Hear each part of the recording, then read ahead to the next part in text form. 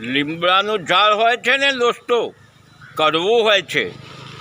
તેના મૂળમાં તમે તેને દૂધ પીવડાવીને ઉછેરશો ને તો પણ તે કડવામાંથી મીઠું થવાનું નથી.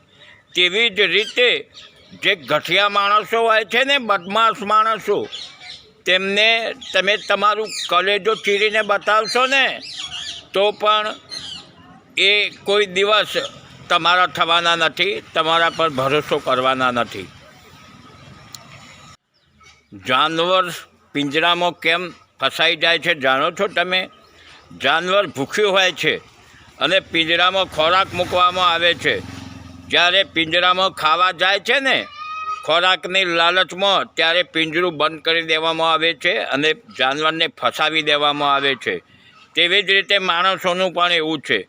માણસ ખૂબ જ પરેશાન થાય છે, દુઃખી થાય છે અને ખાલી મગજનો હોય છે.